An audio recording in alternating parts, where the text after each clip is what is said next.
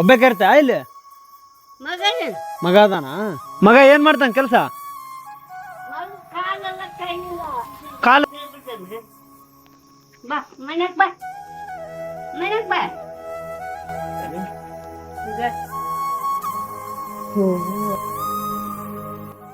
ಇವ್ರು ನೋಡಿ ತುಂಬಾ ಬೇಜಾರಾಯ್ತು. ಯಾಕೆ ಅಂದ್ರೆ ಇವ್ರಿಗೆ ಪಾರ್ಚಿ ಹೊಡೆದು ಕೈ ಕಾಲು ಏನು ಮಾಡಲ್ಲ.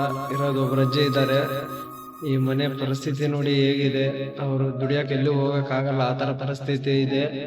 ಯಾಕಂದ್ರೆ ಅವರು ಸಂಬಳ ಬರುವಂತ ರಂಗದಲ್ಲಿ ಬದುಕ್ತಾ ಇದ್ದಾರೆ. ಈ ಮನೆಗೆ ಕರೆಂಟು ಇಲ್ಲ, ಗ್ಯಾಸು ಇಲ್ಲ, ಬಹಳ ಕಷ್ಟದಲ್ಲೇ ಇದ್ದಾರೆ ಈ ಫ್ಯಾಮಿಲಿ. ಇವ್ರಿಗೆ ನಮ್ಮ ಸಂಸ್ಥೆ ಕಡೆಯಿಂದ ಅಕ್ಷಯ ಆಹಾರ ಜೋಳಿಗೆ ಸೇವಾ ಟ್ರಸ್ಟ್ ಇಂದ ಇವರಿಗೆ ಏನಾದರೂ ವ್ಯವಸ್ಥೆ ಮಾಡಿಸ್ತೀನಿ. ನಮ್ಮ ಅಶೋಕಣ್ಣವರು ಇದಕ್ಕೆ ಖಂಡಿತವಾಗ್ಲೂ ಸ್ಪಂದನೆ ಮಾಡ್ತಾರೆ. ಇದಕ್ಕೆ ಇವ್ರ ಕಷ್ಟಕ್ಕೆ ಸಹಾಯ ಮಾಡ್ತಾರೆ. ನಾನು ಅವ್ರಿಗೆ ಹೇಳ್ಬಿಟ್ಟು ಸಹಾಯ ಮಾಡಿಸ್ತೀನಿ. ಇವರು ನೋಡಿದ್ರೆ ನನಗೆ ಒಂಥರ ಬಹಳ ಬೇಜಾರಾಯ್ತು ಫ್ಯಾಮಿಲಿ ನೋಡಿ. ಇವರಿಗೆ ಏನಾಗುತ್ತೆ ಆದಷ್ಟು ನಮ್ಮ ಅಶೋಕಣ್ಣ ಹೇಳ್ಬಿಟ್ಟು ನಾನು ಅವ್ರ ಕಡೆಯಿಂದ ಸಹಾಯ ಮಾಡಿಸ್ತೀನಿ.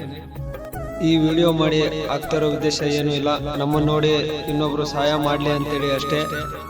ಎಲ್ಲರಿಗೂ ನಮಸ್ಕಾರ. ಮಗ ಇಲ್ಲ ನಿಮ್ಮ ಮಗ ಬರ ರಾಜು.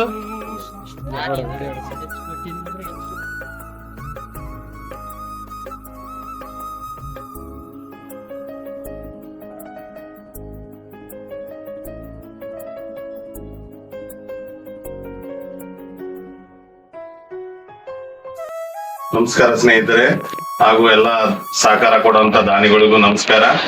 ಇಂದು ನಮ್ಮ ಅಕ್ಷಯ ಆಹಾರ ಜೋಳಿಗೆ ಸೇವಾ ಟ್ರಸ್ಟ್ ವತಿಯಿಂದ ಇವತ್ತು ಭಾಷಾ ಹಾಗೂ ಅಜ್ಜಿ ಅವರ ತೊಂದರೆ, ಲಾಲ್ಬಿ ಅವರ ತೊಂದರೆ ಹೊತ್ತಿ ನೋಡಿ ನಮ್ಮ ಟ್ರಸ್ಟಿನ ಸದಸ್ಯ ರಾಜು ಬಂದು ಇವ್ರನ್ನೆಲ್ಲ ಅಬ್ಸರ್ವ್ ಮಾಡಿ ಕೇಳಿಕೊಂಡಿದ್ದಾಗ ನಾನು ದಾನಿಗಳಿಗೆ ಈ ಮಾಹಿತಿಯನ್ನು ತಿಳಿಸಿದ್ರೆ, ಚಂದ್ರಕಲಾ ಮೇಡಮ್ ಅವರು ಅವ್ರ ಮಗನ ಬರ್ತ್ಡೇ ಅಂಗವಾಗಿ ಅಕ್ಕಿ ಪಾಕೆಟ್ ಕೊಟ್ಟಿದ್ದಾರೆ.